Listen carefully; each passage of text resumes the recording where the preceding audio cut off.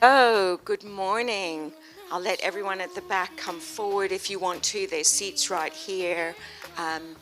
Make yourselves comfortable and welcome to Nature and Climate House.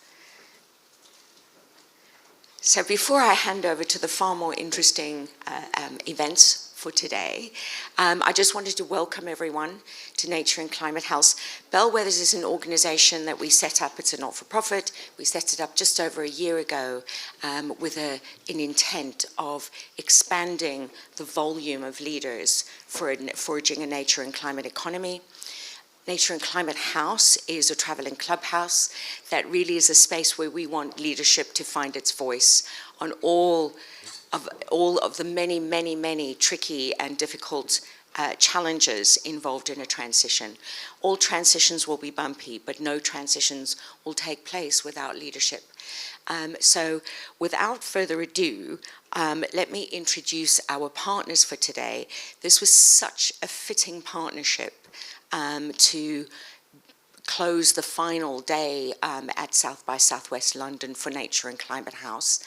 We opened this week with heads of government, with the UK's Climate Minister Kerry McCarthy, Brazil's ambassador to the UK.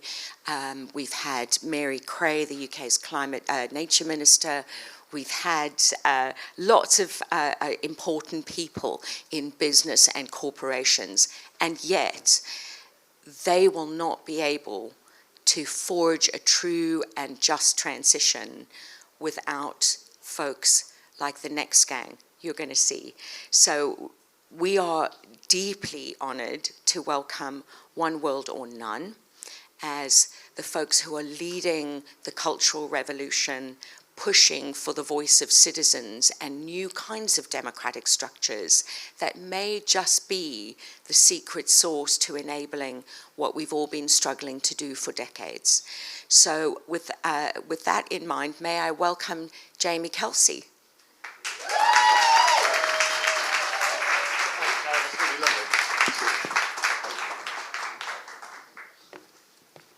What a pleasure to be here. Oh, great. This is one of the ones where you can't see anyone at all.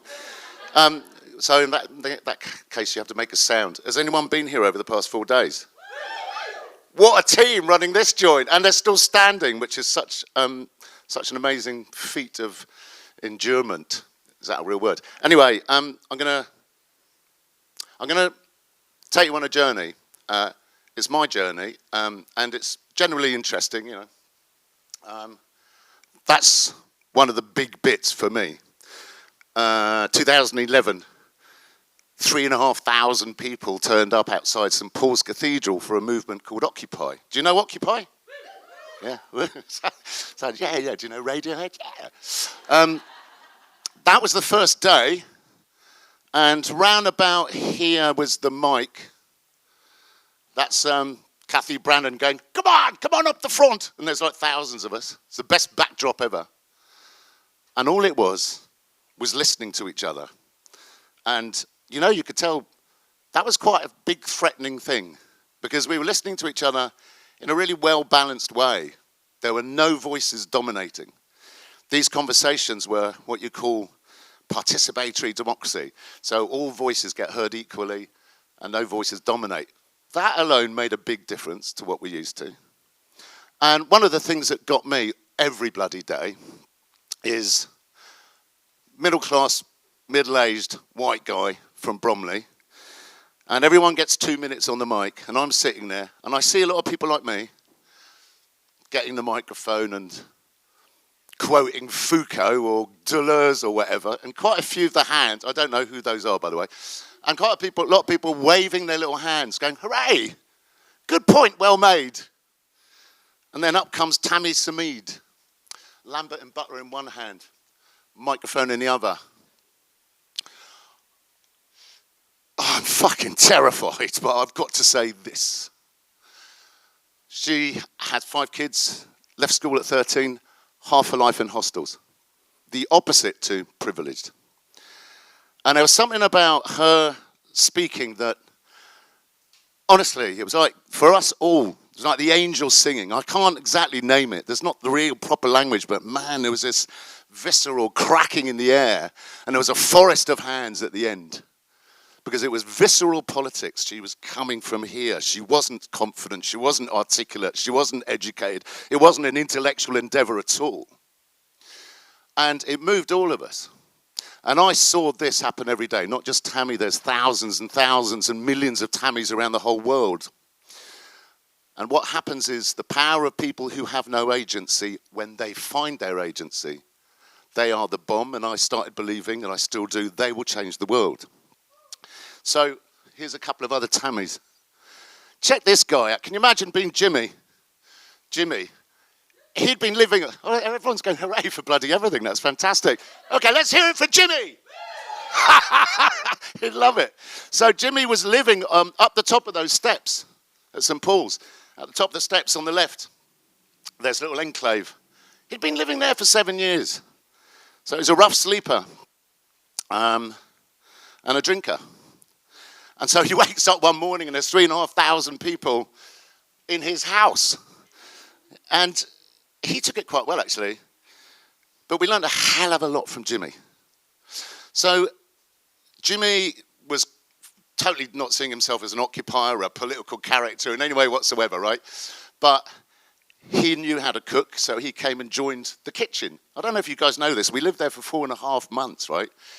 There was a whole camp all around there. So he was in the kitchen, and he slowly got to trust us.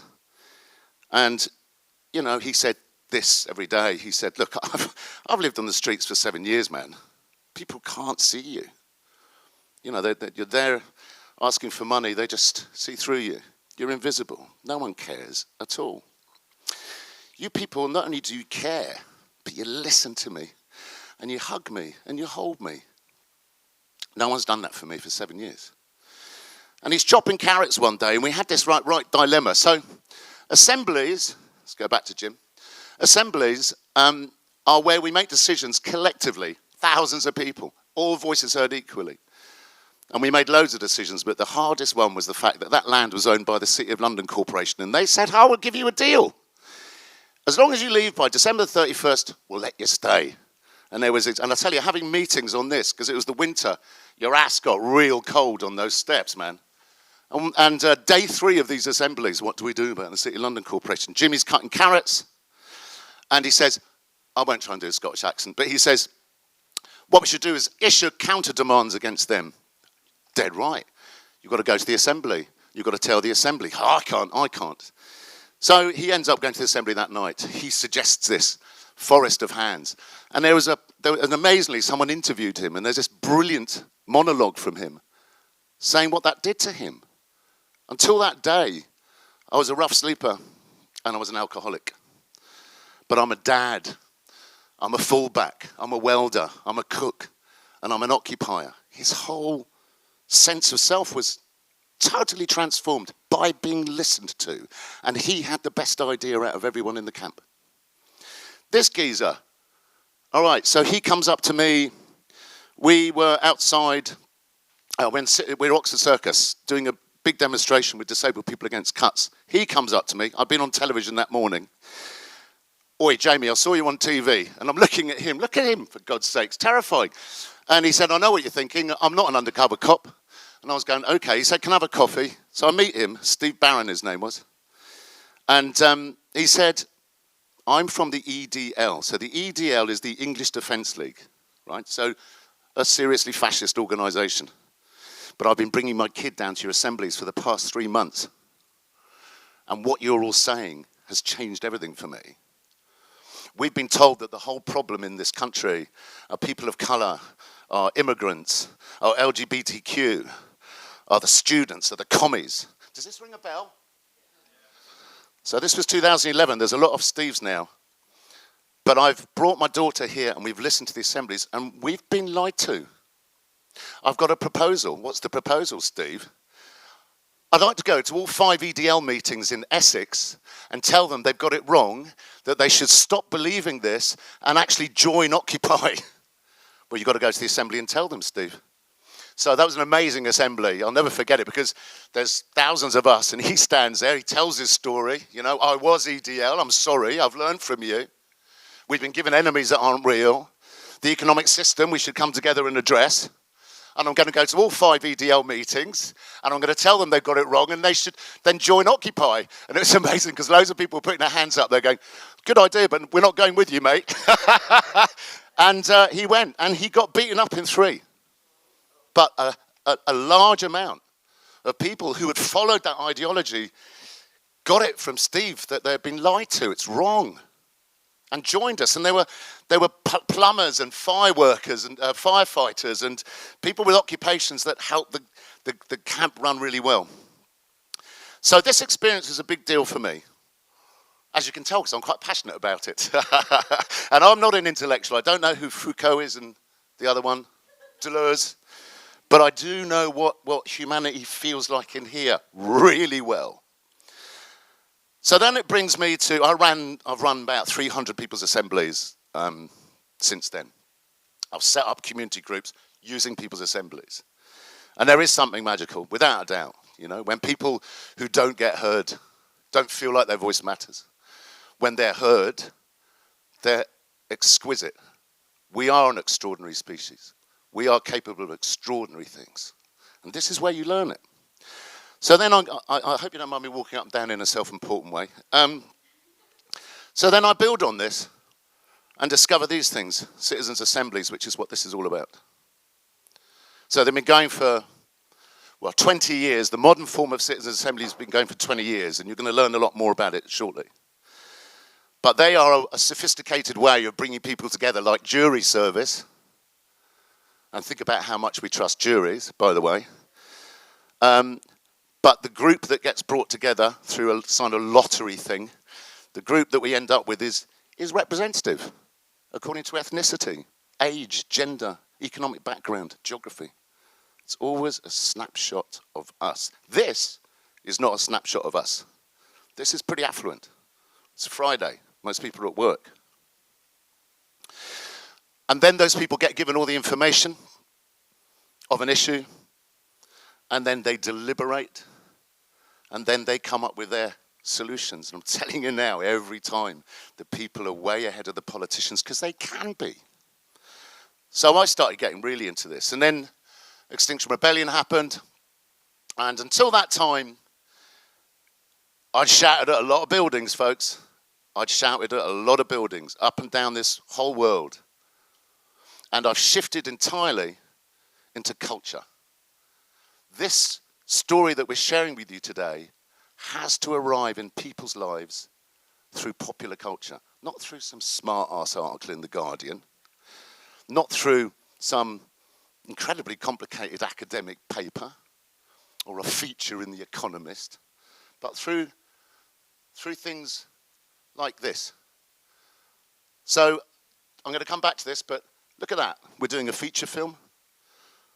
We're encouraging this community assembly culture. We're making a mobile game. You're going to find out about that later. We're running a social media campaign that is just to die for, guys, but I can't share too much now.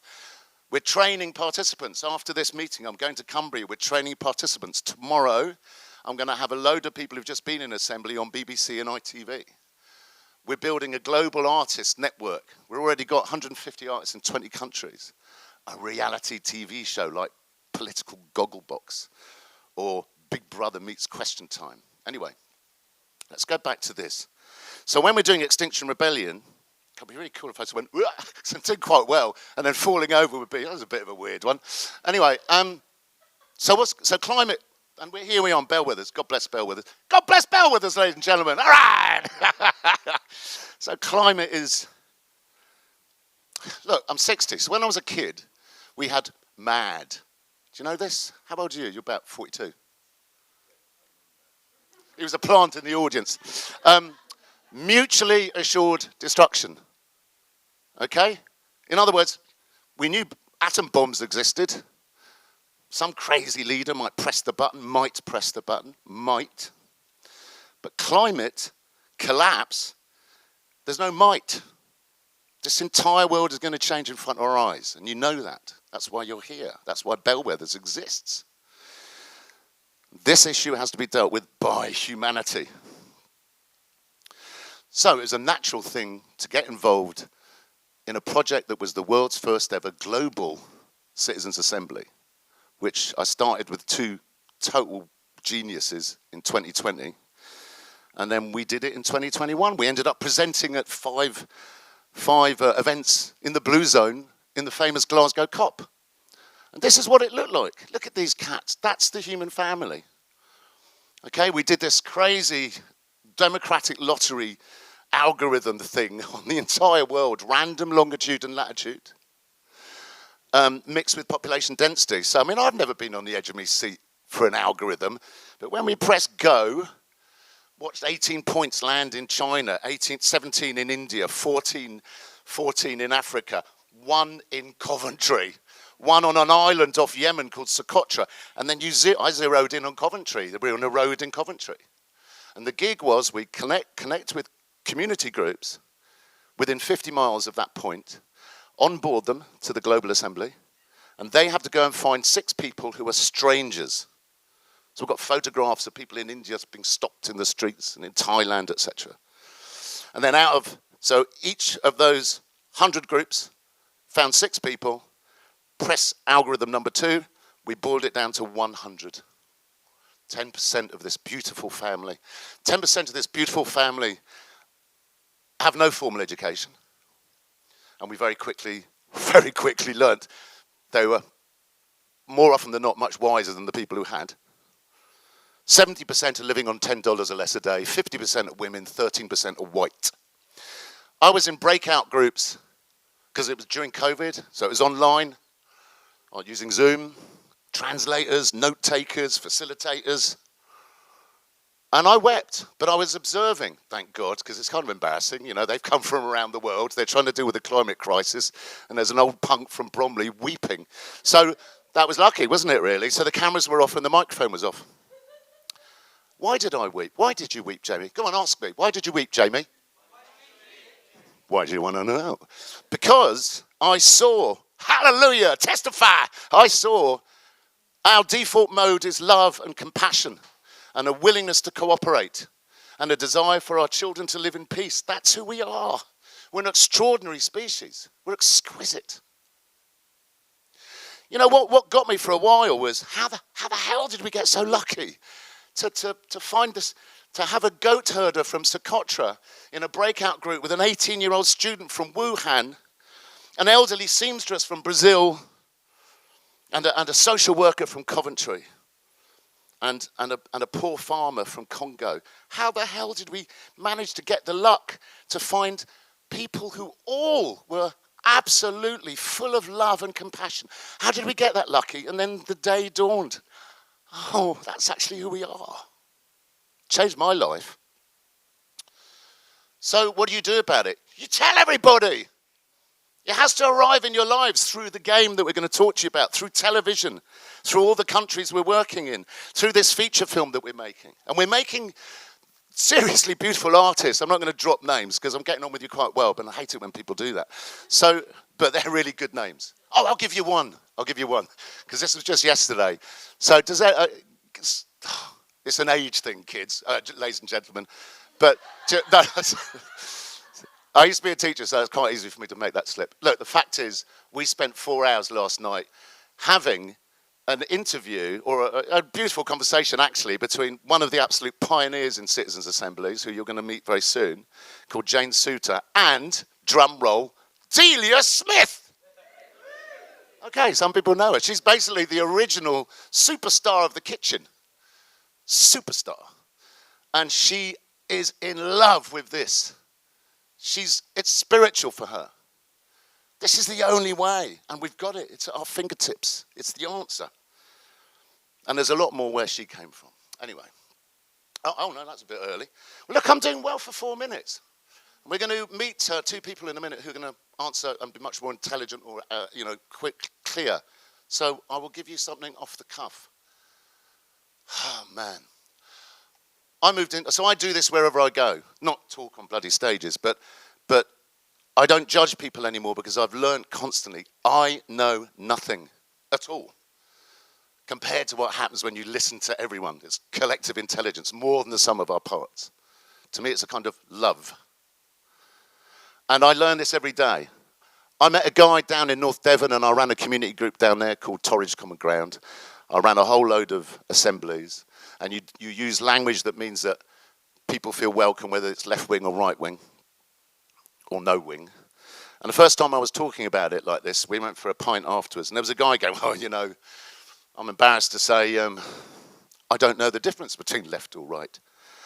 That will make you a brilliant counsellor. Oh, don't be stupid, mate, no way. Yeah, it will. Yeah, but my work is really ruptured because I have panic attacks. I'm neurodiverse. Half the customers I'm meant to meet, I'm too terrified to meet. That will make you an even better counsellor. And he's now the deputy mayor of Bideford because he started using assemblies and listening. This is really good to count down. So listen, this is a moment where I'm going to introduce two people, but I'm going to leave you with something that's an open door if you want to get involved. Research in Germany has shown very clearly that the demographic most likely to go for these new models, citizens' assemblies, the demographic most likely is those who are currently going into the right-wing populists. Research just come out by Sortition Foundation in this country.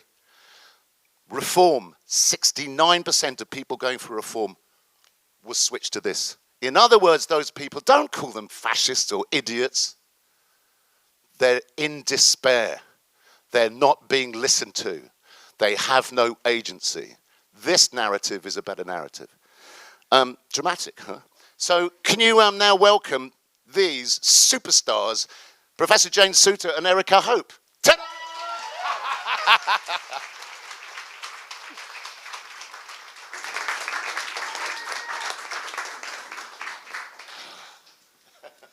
Hey, Jamie. So we were all with Delia Smith last night, so we're kind of high on kitchen celebrity. Do you know where we should start on this, actually? The reason, so I'm going to start with you, Jane, if you want. So Delia was incredible, because Delia announced, we had a script for Delia, and she said, no, I don't do scripts. And she just ignored that completely. And welcomed Jane to the table by saying, you're one of the most important people in the world because of the work you've done in Ireland, right? So what was she referring to, Jane? Is it like you're good in the kitchen, or what's going on? Yeah, deadly Yorkshire pudding.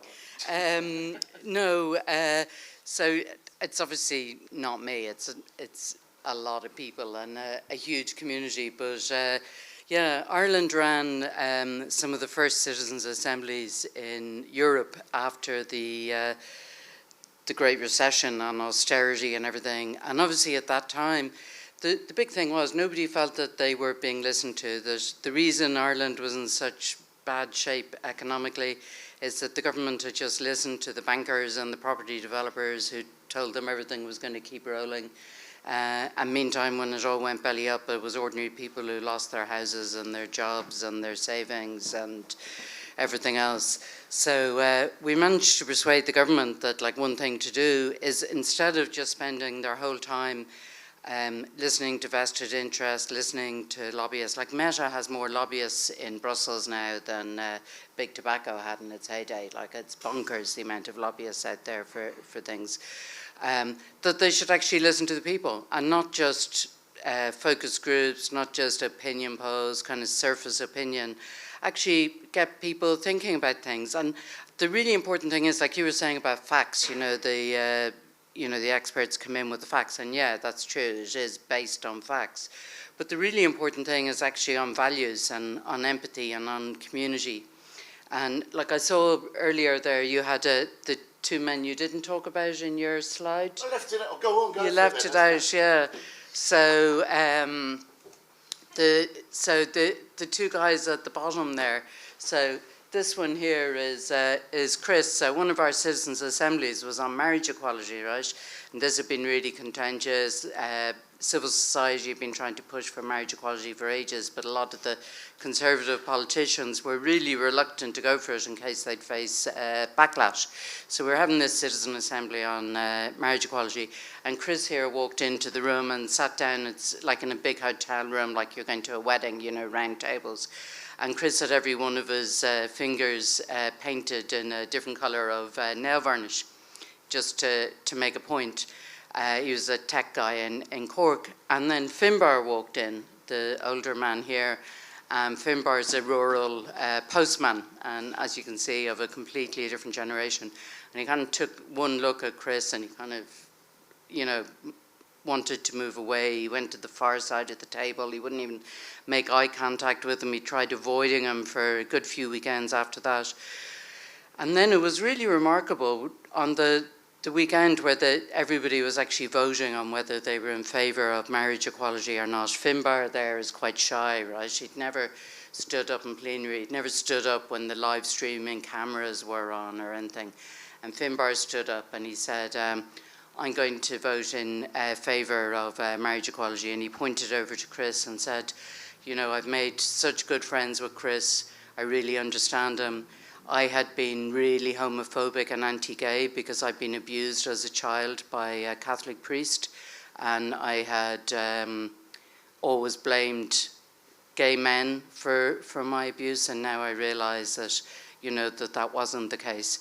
And, you know, Chris is being out to my family home. I met my wife and children for a Sunday dinner, and now they're actually firm friends. And a lot of people listened to Finbar saying that, and it really struck home with them that they had all of these assumptions about the other, that they'd been told about people that they could blame. And in fact, if they met people and they listened to them and they built empathy, then they could change the world. So I think that's one of the crucial things, is this thing about community. And really what we've learned over the decade and more in Ireland where we've done them is about kind of that there is that collective intelligence out there. And if we bring people together and we get them to share their stories, not just listen to facts, but share their stories, build their empathy, talk to each other, listen to each other, they really can come up with solutions. We've had them on climate change. We've had the children of farmers agreeing that, you know, livestock numbers have to be reduced and so on. We had it about abortion in Ireland, which was a really emotive topic.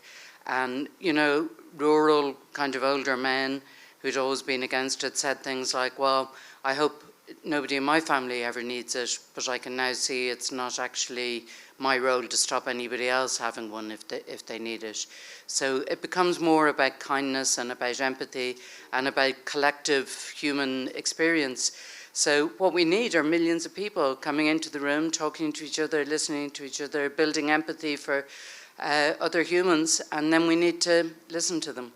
And I think that's really the story of the assemblies. Kindness and empathy. Thanks so much. How does that feel for you?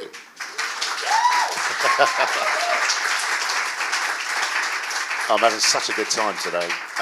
So Erica, my friend Erica as well, she covers a very specific area of climate change, of citizens' assemblies. And maybe it's okay to open up on that first, because there's more we'll go on with later. Is that okay?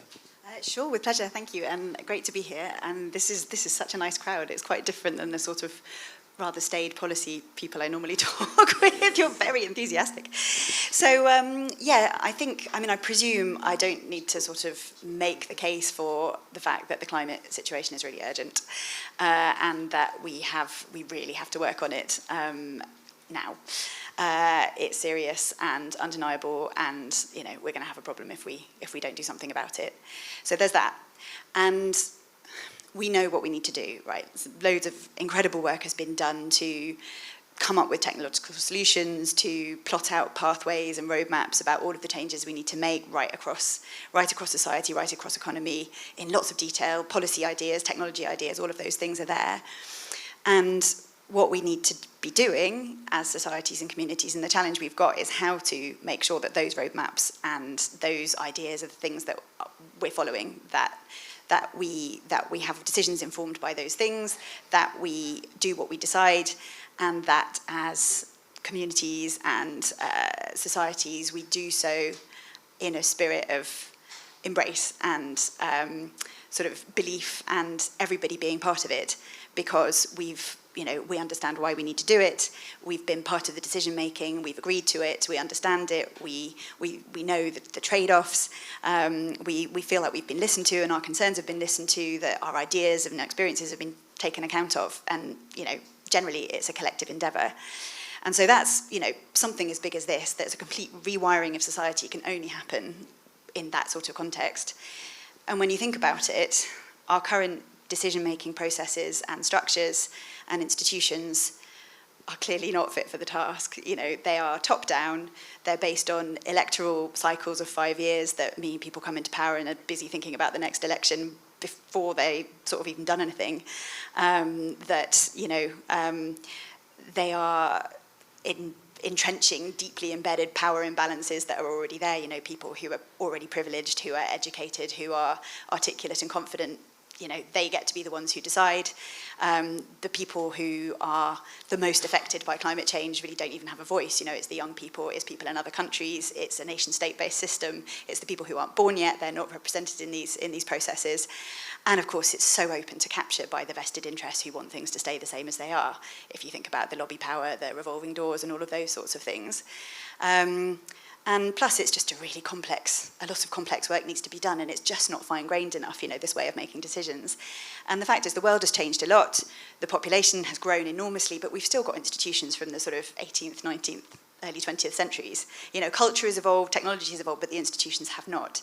And the cool thing about climate is that it provides a really good entry point for actually testing out some of these new ways of doing things. Because even if you haven't done loads of deep thinking about democratic structures, it's very obvious that with the climate transition, we're starting to ask changes that are very close to people now. If you own a shop that is in a city centre where there's a low emission zone and people can't park in your area anymore. If you're a farmer that's done things the same ways for ages and you now need to start changing your practices. If you live in a village and there's going to be a whole load of renewables infrastructure built near you, if you go to school and you can't get meat in your school lunch anymore, if you've been told you've got to put a heat pump in your house and it's really expensive and it's different to use, if suddenly your energy bills are going up partly because of new policies that haven't taken account properly of the distributional effects, all these things are sort of starting to be quite close to home if you work in a sector where you have to suddenly start changing, using very new technologies and things. And these people have realised this and have started to try and experiment with these processes like citizens' assemblies in service of this. Engaging citizens and making decisions in new ways is so obviously part of what is needed if you're not going to have the backlash that we have started to see. We have farmers in the streets on tractors driving into Brussels. You've got politicians being completely decimated at the ballot box because they dared to support a climate policy. You have media stories blasting out everywhere that are kind of, in some cases, justified, because as a climate community we haven't done a proper job of anticipating and doing these things properly, and in some cases obviously it's weaponization by the people with vested interests, and climate lays itself right open to that.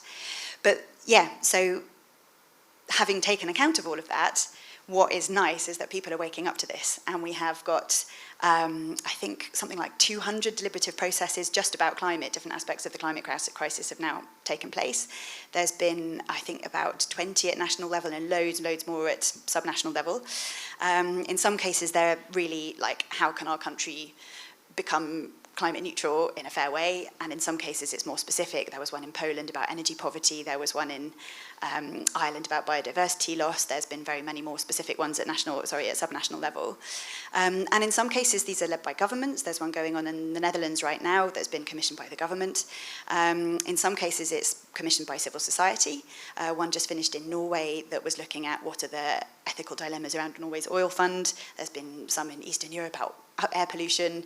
And so it's really, there are shoots of a movement about this, just even in climate. And as I work for the European Climate Foundation, and we've funded quite quite a few of these things. We're also funding something called KNOCCA, the Knowledge Network on Climate Assemblies, which has got like 900 members now in 50 countries or something. So this is not just a UK thing, it's not just a European thing. And this is really trying to kind of weave together what we've learned from these. And what we can already say, if I may, is that it's really clear that people can come together who are super different, as Jane was saying, and work well together and come up with, work on really complex topics and come up with really coherent propositions, that they tend to go a lot further than governments do in terms of the things that they ask for. And definitely they have a very transformational effect on the people who take part. So in a world of polarisation, the fact that this is making people feel more engaged and closer to each other is obviously super important. But we're not there yet. We need to learn more how to do them better, how to embed them properly in decision-making structures. But that's, the next phase. And we need more of them to happen, which is why we need a jam. Why we need a jam, yeah, right on. Yeah, go on. Whoa!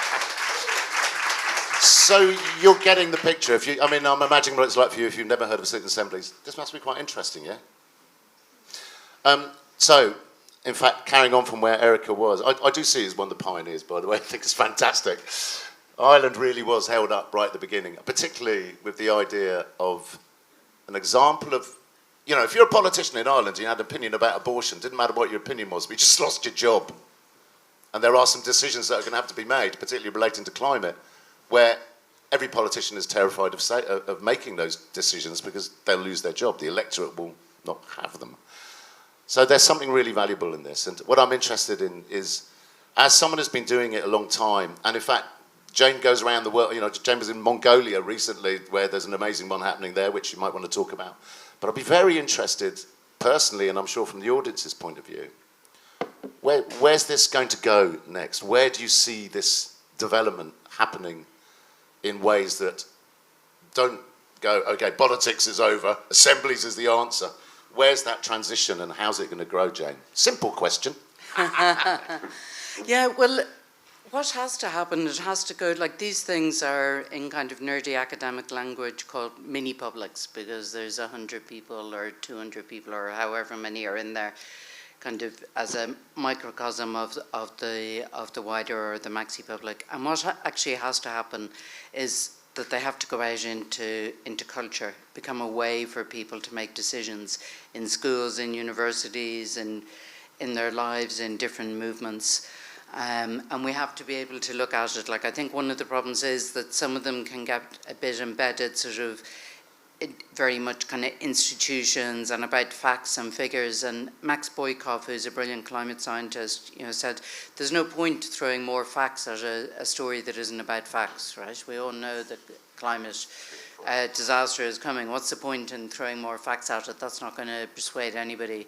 So what we have to do is what you're doing here now, which is about trying to launch this game jam, and there's some really super talented games people at the back, so I'm really excited to see where that goes, where it goes out into culture.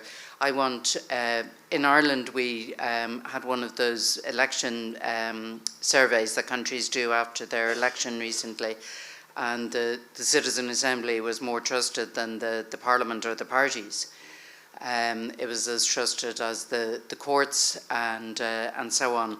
But we need it in other countries where people have actually heard of it, and they think of these different ways of coming together as ways to do it. And as Jamie says, people on the left or the right, it doesn't really matter. If you're disillusioned with current institutions and current party politics, you're inclined to think, well, actually, one way to go is to actually trust the citizens. So I think it would be super great to, really catch on to that and have the people who are feeling disaffected and feeling they're not being listened to, who are going to all sorts of populist movements and finding very convenient enemies, to actually look and see that, well, no, they don't need to go and find those enemies. They can actually start working with people and have their voice heard and be listened to. So I think the only way of doing it is through culture and putting it through wider sort of deliberative society and deliberative systems, rather than just thinking about these as particular institutions, about particular issues. I think that, that's the kind of the first wave, and the second wave now is what I'm really excited to see about where society and people much more creative than me can take them and build on them and really see them, see the idea of deliberating and listening and looking for collective wisdom among the people. Like just very briefly in Mongolia they had one, I don't know if you know, but Mongolia is entirely encircled by Russia to the north and China to the south. It doesn't have a land border with any other country. And they're actually like a democracy, and they brought together a mini public of 800 people. So they had nomadic herdsmen from like 3,000 kilometers away from the capital in Ulaanbaatar, who'd never been to Ulaanbaatar before, who came into the presidential palace to talk about these kind of things, as well as, you know, young women from the Gobi Desert and, you know, people from just very, very diverse backgrounds. And one of the things they recommended was actually gender quotas. And Mongolia now amazingly has the best gender representation of any country in Asia in its parliament. So yeah, like all sorts of people can come together about all sorts of issues. And I think that's what we need to do, is just harness the collective wisdom of people and stop thinking that we're powerless because vested interests and lobbyists tell us that. It's fantastic.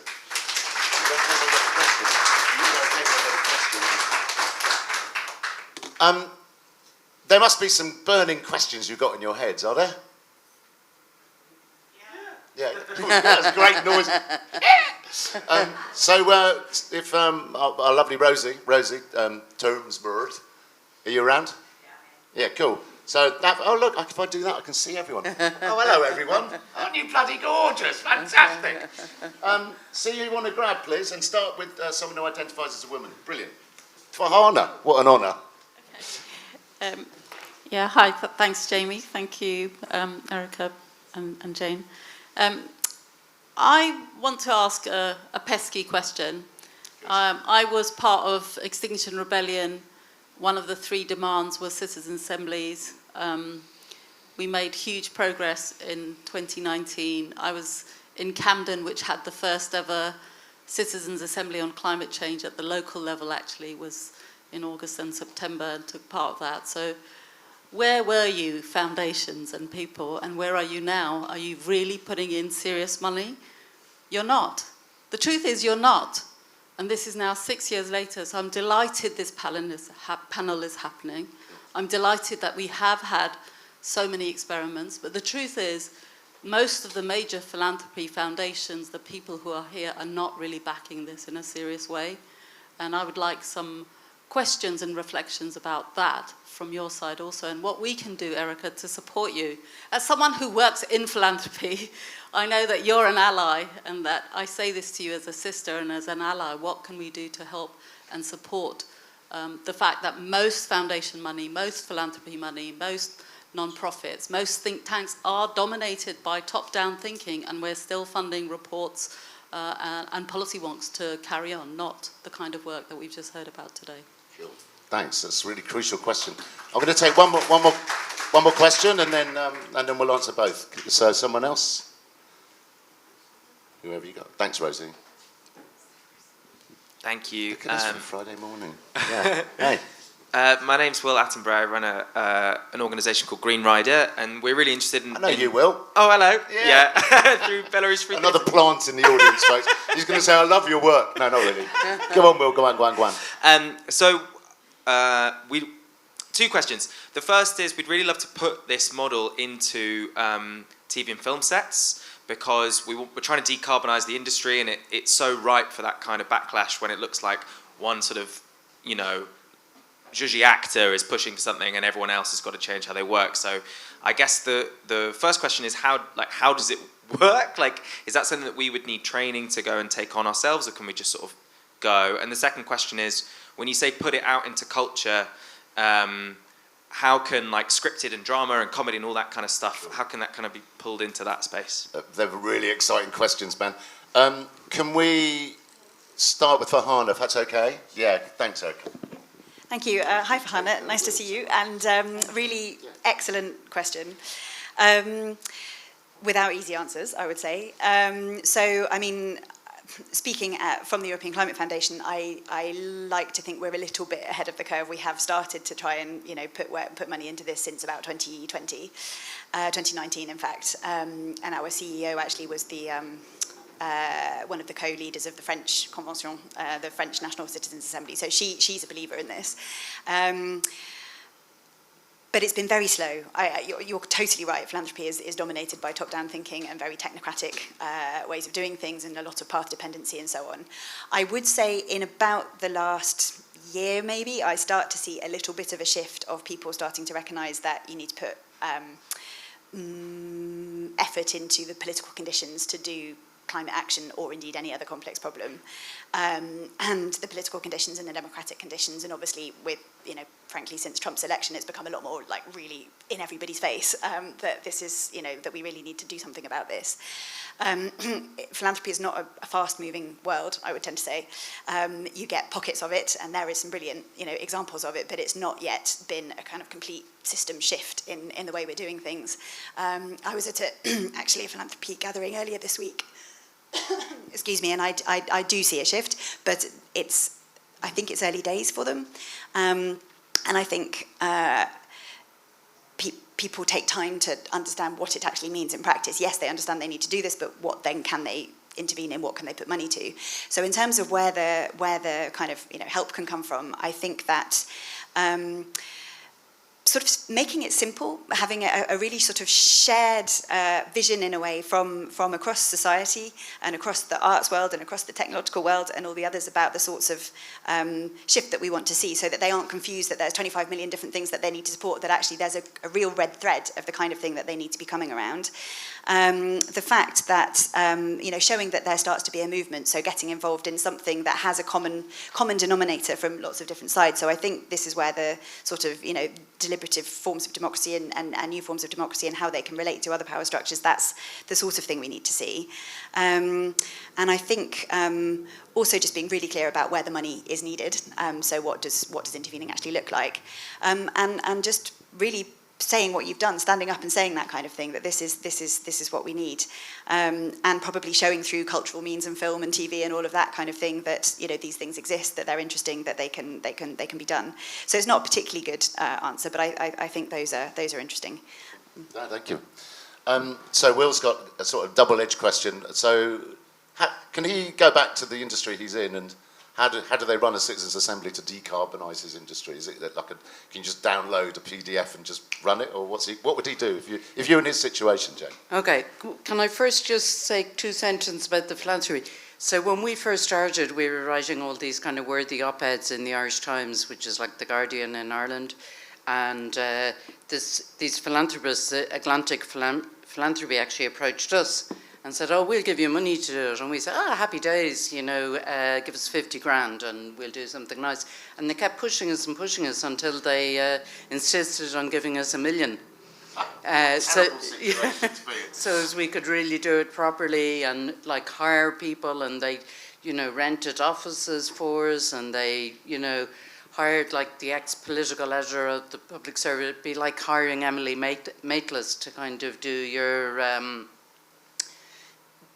kind of outreach to the politicians and the other journalists and everything. So they, really pushed it. So, like if you have philanthropists with money, and I can introduce you to the Irish ones who actually have that huge imagination and might persuade them. But in terms of the culture, I think,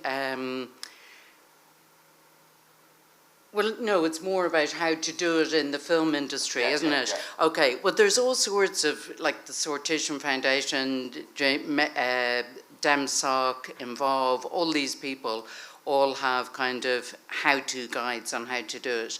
But I guess you're probably best off working with one of them. Like one thing that England has, actually, and Scotland, is a whole load of civil society organisations that are really well practiced. They've worked with loads of the local councils, they've worked with loads of different people, And I think if you were going to do it properly in film, it would be really cool. There's some people talking about doing it around gigs in Ireland, because it's obviously hugely carbon intensive, because everybody has to fly over, you know, huge amounts or big containers and so on, especially for like all the summer festivals and everything, and how to do that. But I think some of those civil society organisations would be the best first stop, because it's so easy. Like, it's like anything, you know what I mean? Changing a plug the first time you do it, you know, is going to take you forever, whereas if you've done it 10 times before, you do it with your eyes closed. So I'd go to the experts for that. Grand, yeah. There's one in this country I'm working with at the moment in Cumbria called Shared Future, Will. Listen, do you know what, ladies and gentlemen? If we do, I don't want to be too dark, so I don't know how I'm going to say it without being too dark, but if there is a future for this wonderful species, okay, it will probably be because of processed nerds. And they don't mind me calling them that, by the way. With Will's question, the cultural side of it, that's what One World or None is. So we're doing baby steps, but already you'll see, you know, we're doing this mobile game launch today with TV, film, and so there is so much opportunity. We had a meeting with a bunch of comedians recently, right? You have this, when you're explaining this to people, it's really interesting watching their faces, yeah, because they go, huh, uh-huh, and then they go, no way! It's really interesting. With artists, with creatives, they have been the first people to come on board straight away. The first person who came on straight away was a director called Asif Kapadia, very quickly followed by Brian Eno, very quickly followed by Mark Rylance. All three of them, they're very, very talented people. They're very, very concerned about the world. And they went, I'm in. What can I do? And when the penny drops for comedy writers, I mean, look at the opportunity. You know, situation comedies are literally unusual people brought together in unusual situations. Off you go. You're going to have a ball. You know, it's Chris and Finbar times 10, you know. So there's so much opportunity. What you want, actually, is members of One World or None coming and giving presentations to creatives and artists, which is one of the things I'm involved in. Is something called Hard Art, which is a collective of artists. Can I just say as well, I think the idea of doing it in the workplaces is also one of the ways that can really, really help to kind of get people to understand. They experience what it's like, and then, you know, there's no better advocate than you've had a go at it. Yeah, that changes everything. That, you know, the best advocates for this, incidentally, are the participants. I can see a couple of other hands, but we're going to take a break very shortly. But in the next half, there'll be another opportunity for questions. So there will be more questions that can be answered. And also, Eric and Jane are going to be hanging around. But we're coming down to the first end of lap 1, and then there'll be lap 2. And we're going to have a comfort break in a minute. But I just want to say, from the bottom of my heart, Jane Suter and Eric, I hope you're bloody marvellous. Thank you so much indeed. Sarah Goodenough and Kim out there, the people running this, you're also bloody marvellous. And Sharon, who's put this up, thank you so much indeed. And join our socials, One World or None. There's a whole bunch of us around, and you can join our socials quite easily. In fact, if I do something clever and clicky, oh, that's what they look like. There you go. There you go. You can use that clever thing called a QR code. So it's 10 minutes, folks. You can go and do, you know, whatever nature wants you to do. And thanks so much so far.